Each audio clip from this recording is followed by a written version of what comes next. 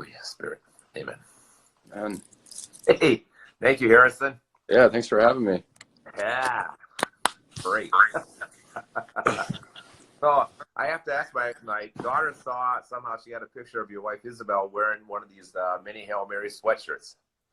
Somehow somebody captured her. Does she belong to the community, or does she listen in, or?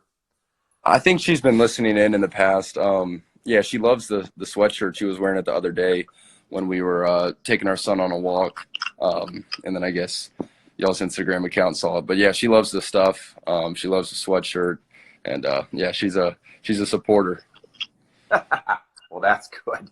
That's good. Well, it's been, I think my daughter's been going. She started this, probably a year and a half ago. I think it was in October of 18. I think she started that. And I think her goal has always been is to get, as many people saying the rosary as they possibly can. So that's been her goal.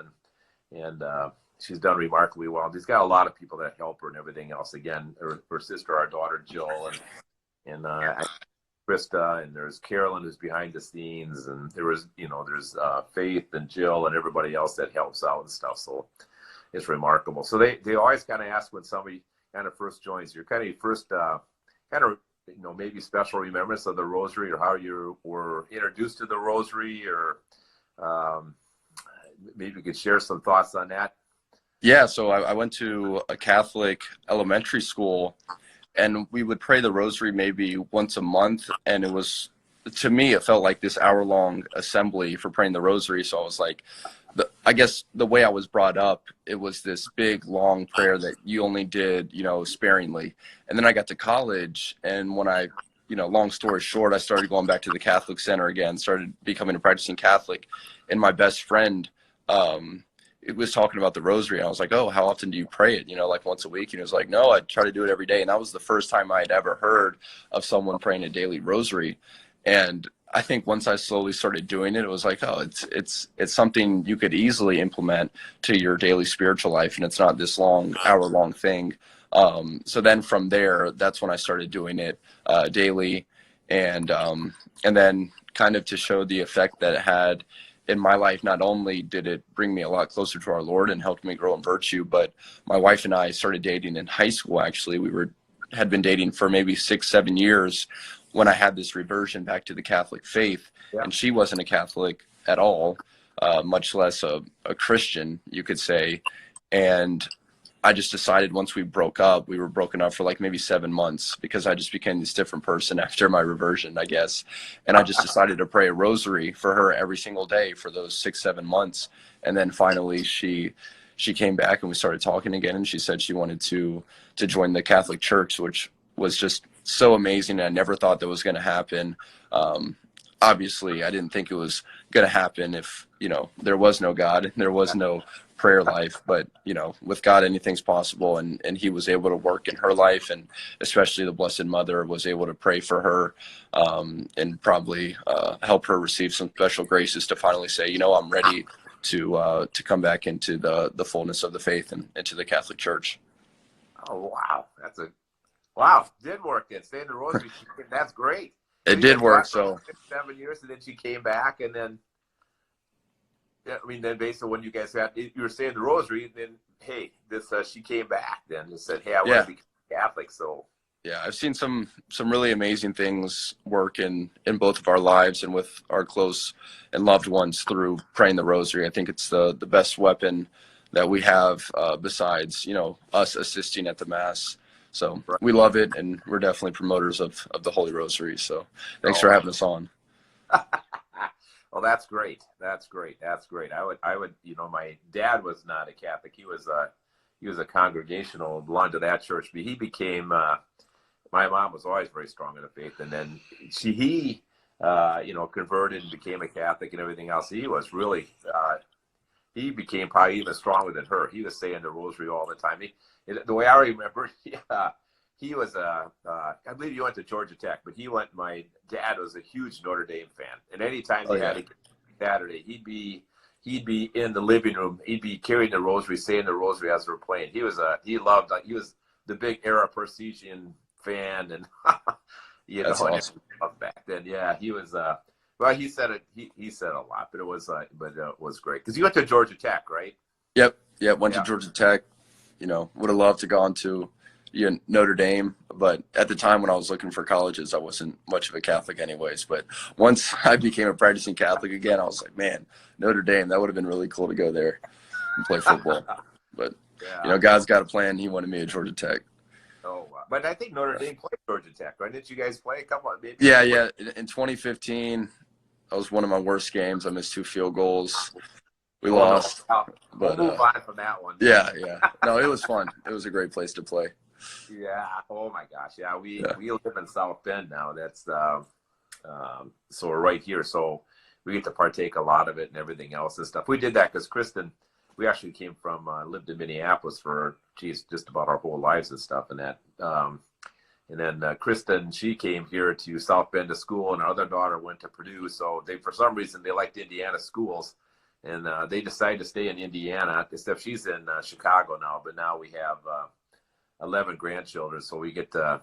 So we moved to South Bend. Our daughter Jill's with us, and her family's with us, and then Kristen's in Chicago. She's only about an hour and a half away, so we get to spend a lot of time. We did used to spend a lot of time with the grandkids until now we have to do this social distancing. But we take a lot of FaceTime videos now with each other and everything else and stuff. So.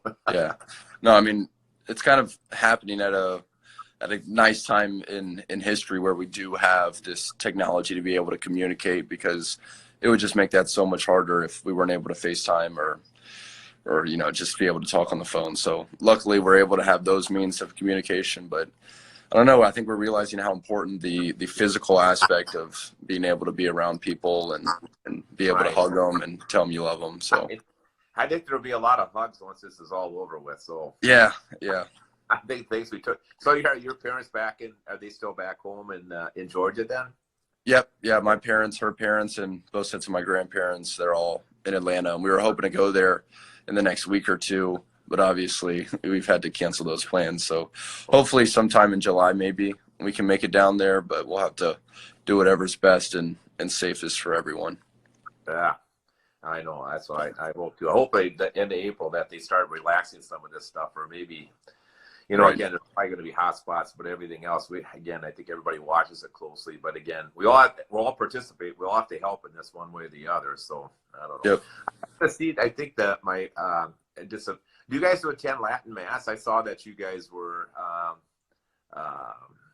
on your Instagram, I believe I saw, and I said, hey, I told my wife, I said, hey, I think he's listening to a Latin Mass. Do you go to Latin? I mean, do you attend the Latin Mass and stuff down here, Harrison, or? Yeah, I do. When I left Georgia Tech, I didn't know much about the Latin Mass, but just with my travels with football, I was in Carolina and then I came to Kansas City. Yeah. I just decided, if I want to find a reverent liturgy, my best bet is to find a parish that also celebrates the Latin Mass. So we go to a diocesan parish here that celebrates the Latin Mass as well. And I was just at one of the daily masses, and they had no servers. And I was like, you know what? I'm going to learn how to serve the Latin Mass.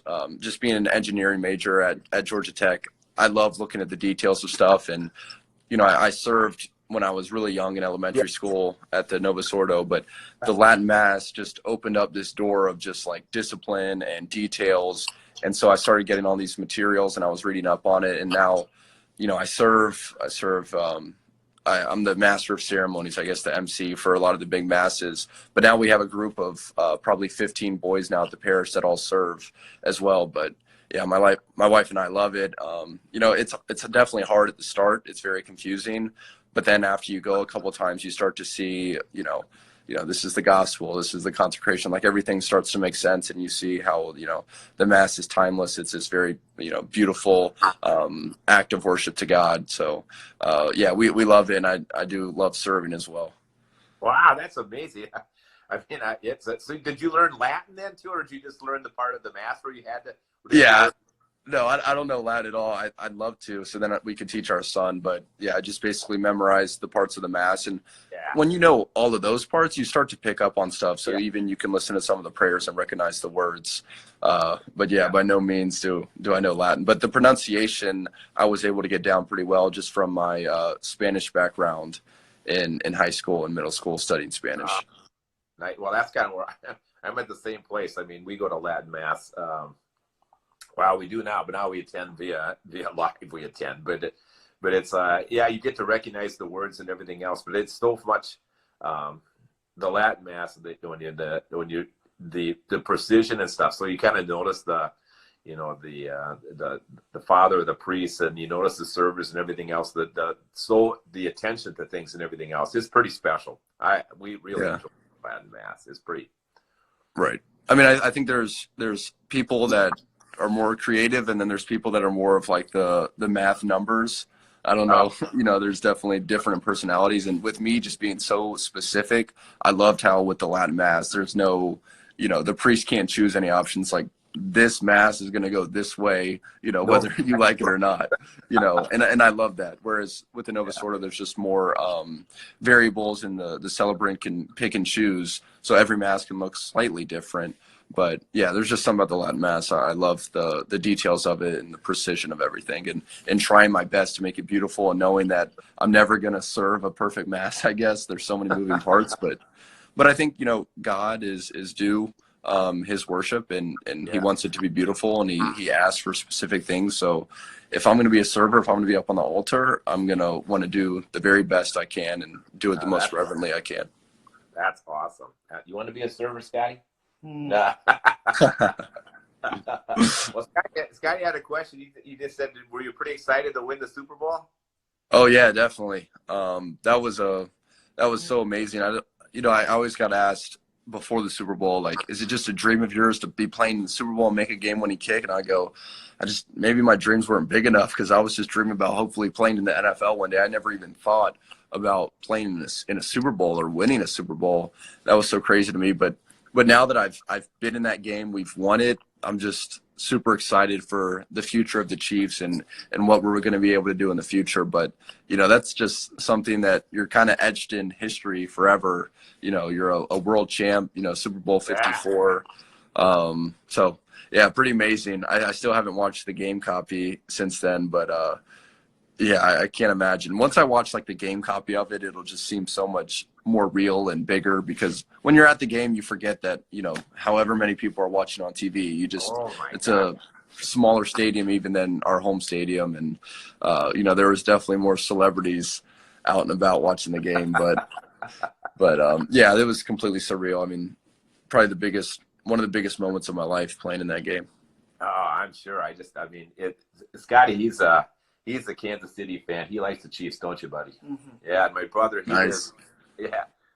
he lives in Kansas, and his son lives right there in Kansas City, and his other son, Matt, he passed away a couple years ago, but he was a huge Chiefs fan too. So it was I'm not a Chiefs fan, but I was for the Super Bowl. I'm a Vikings fan. Nice. So. Okay. But it's like, we've never made it there. Hey, that's the one thing I've noticed, though. It's like, Scotty and I were talking last night. It seems like the Chiefs teams, you have a lot of fun on the team. Seems like it's a big family. Oh, yeah. No, I mean, we have a really good chemistry amongst the players. I don't know, like coming from Carolina, there was a lot of older veteran guys, and then going to the Chiefs, like, Patrick Mahomes, that was his third season last year. It just felt like we had a ton of young guys, and maybe our older guys like Travis Kelce were still like very much young guys, acted like young guys. So we had that going on. And then Coach Reed, one thing he always says is, let your personality show. So he's very much for guys just letting loose and being themselves and not feeling like they're constrained to a box and how they can act. And then just with the owner, Clark Hunt, he does a great job with the family. So, the wives, the kids are always around. It's just it's a really awesome organization. I'm very fortunate to be a part of it, and they do a great job. And it doesn't feel like football is king when you're with the Chiefs. They do really care about you as a person, your family, and all that stuff, as much as you can, being in a billion-dollar industry.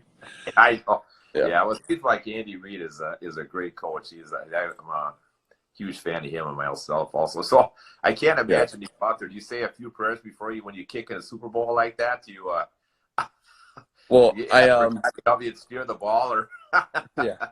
Before every game, I pray a rosary, usually on the bus, or if it's a home game when I'm driving to the stadium, I'll pray a rosary, and I pray that, you know, God's will is done in the game. Yep. So if his will is for me to miss a kick and I miss it, then I'm gonna be okay with that, because I know that during the whole week leading up to the game, I'm doing everything and preparing in the best way I can to succeed. And so if it's God's will for me to miss, you know, I kind of pray for that, because I'd hate for my will to be done, and that's obviously never going to be as great as what our Lord has in store for us. Yeah, well, that's nice, isn't it, buddy? Mm-hmm. Do you have any questions for Harrison? No. Are they going to win the Super Bowl this year? Mm-hmm. Oh yeah, we're going to keep it going. Yeah, We're going to be the new New England Patriots. Oh yeah, the New England Patriots. That was Yeah. that was. Well, Tom Brady isn't there now, so we'll see what happens, huh? So Yeah, it'll be us and the Buccaneers, maybe. I don't know. yeah, might be. Yeah. Hey, you have a great day, Harrison. Hey, thank you again for joining. That was just really nice. It was kind of inspirational what you offered up, and now when I go to Latin Mass, I'm going to think about you being a server there. So I'm going to Yeah. I can clue in, or what? Maybe I can. Are you guys live there? I can maybe check you in on that. We are not. I know EWTN did a video where I'm serving a little bit up there, but I think our pastor is gonna film Holy Week, so yeah, I should probably talk to him if he wants me to help out with the ceremonies. But yeah, there is that EWTN video where I'm serving a little bit in there. Oh, so but yeah, thank you for having me on. This was great. Well, no, hey, thank you. We're in the last week of Lent, and again, I thank everybody for joining us, and you know, everybody stay strong, and hey, we wish you the best, Harrison, going forward. Just an honor to have you join us here on our many Hail Marys here today. Yeah, thanks for having me. Thanks for what y'all do and spreading the power and the beauty of the Rosary. I think it's awesome. All right, take care, Harrison. All right, thank you.